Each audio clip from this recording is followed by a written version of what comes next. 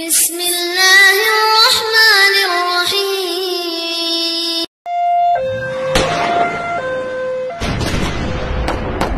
Banyak sekali kesulitan yang muncul disebabkan karena perbuatan-perbuatan demonstrasi-demonstrasi ini. Dan pemberontakan di mana-mana ujungnya adalah sengsara dan juga malapetaka. Di negara-negara Islam, kezaliman ul amri disebabkan karena kezaliman rakyat.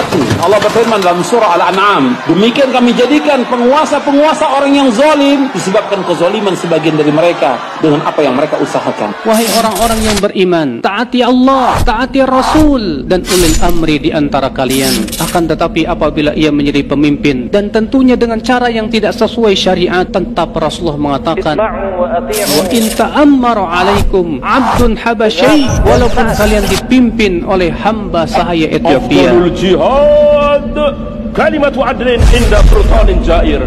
Ini kata Nabi, sebesar-besar jihad adalah ucapan yang adil, ucapan yang hak, ucapan yang benar. Di mana? Di hadapan seorang pemimpin yang dolim. Di hadapan, bukan di televisi, bukan di radio, bukan di koran, bukan di Bundaran HI, bukan di Sudirman Tamrin, bukan. Tidak mungkin. Pada masa kita sekarang ini, pemimpinnya seperti Umar bin Abdul Aziz, atau seperti Muawiyah bin Abi Sufyan, tidak mungkin. Atau seperti Umar bin Khattab, tidak mungkin. Kalau rakyatnya zalim, maka pemimpinnya pun zalim. Kalau rakyatnya berbuat maksiat, pemimpinnya pun demikian. Kalau rakyatnya melalaikan salat, pemimpinnya pun demikian juga. Idza ra'aita rajulan yasubbul hakim fa'lam annahu sahibu hawa. Kalau engkau melihat ada orang yang mencela pemimpinnya, menjelek-jelekan pemimpinnya, ketahuilah kalau dia itu pengikut hawa nafsu. Rasulullah SAW bahwa akan muncul nanti di zaman setelah zamanku pemimpin-pemimpin yang tidak mengikuti petunjukku dan tidak mengikuti sunnah-sunnah, dan akan muncul orang-orang yang hatinya itu hati iblis, hati syaitan, jahat minta ampun. Rupanya rupa manusia tapi hatinya iblis, jahat, ingin melakukan perusakan. Lalu kata Huzaifah, aku berkata kepada Rasulullah SAW, kaifa asna ya Rasulullah in adraktu zalik. Apa yang engkau nasihati kepada aku jika aku berjumpa dengan masa itu, ketemu dengan pemimpin seperti itu? Qala tasma' wa tuti' lil amir. Kata Rasulullah SAW, dengar dan taat kepada pemimpinmu itu. Wa in duriba dhahruka wa ukhidha maluka fasma' wa ati. Dengar dan taat, sekalipun diambil, ya, dipukul punggungmu oleh mereka, bahkan diambil hartamu oleh mereka, tetap kau dengar dan taat. Hajjaj bin Yusuf yang membunuh ribuan nyawa kaum muslimin dengan sebab yang tidak sebenarnya, yang merupakan hak untuk menumpahkan darah. Enggak, Hajjaj bin Yusuf itu membunuh 120.000 kaum muslimin pelan-pelan. Cungkil dulu matanya, diputuskan dulu lidahnya, dipotong telinganya, potong kakinya. Itu yang sudah dibunuh oleh dia seperti itu 120.000 orang. Di antaranya sebagian sahabat dan sebagian ulama tabi'in yang hidup di zamannya seperti Al-Hasan Al-Basri, Ayyub As-Sikhtiyani, yang para imam besar.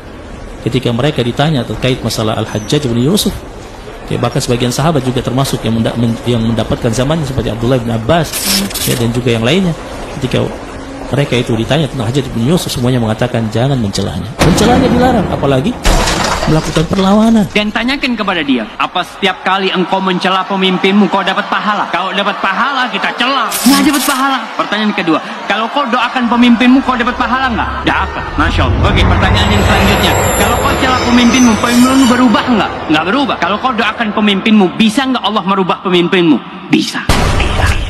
Karena siapa yang memiliki satu nasihat untuk dia berikan kepada pemimpinnya, mungkin dia lihat pemimpinnya keliru, maka jangan dia tampakkan, ya, nasihatnya itu di depannya orang, karena itu menghancurkan wibawa dia. Tapi hendaknya apa? Falyakhudh yadahu. Hendaknya dia ambil tangannya, kemudian dia bersendirian bersama pemimpin itu dan dia sampaikan. Dan kalau apabila dia diterima nasihatnya, maka alhamdulillah. Kalau ditolak, maka dia sudah melakukan, ya, apa yang wajib bagi dia untuk dia sampaikan. Jika seorang pemimpin bersungguh-sungguh beristihad untuk memperbaiki agama rakyat dan untuk memperbaiki dunia rakyat, dia perhatikan dua-duanya. Jika dia sudah bersungguh-sungguh untuk perbaiki, sebisa mungkin, berhasil atau tidak berhasil urusan Allah, tapi dia berusaha sebisa mungkin, kata Ibnu Taimiyah rahimahullah, fa innahu afdalu ahli zamani. Dia adalah orang yang paling afdal di zamannya. Dan pemimpin kita alhamdulillah, kita masih dibolehkan sholat, kita masih bisa berhaji diurus. Banyak sekali masih, ya, kebaikan-kebaikan dan kemudahan. Urusan-urusan kita masih bisa terselenggara dan diurusi oleh pemerintah kita. Menghilangkan kezaliman penguasa yang ada di negara-negara Islam. Yang pertama, taubat kepada Allah. Yang kedua, membersihkan diri kita dari noda-noda syirik. Yang ketiga, kata Syekh Albani, kewajiban kita mendidik istri dan keluarga kita. Kita akan ditanya oleh Allah tentang istri dan anak kita.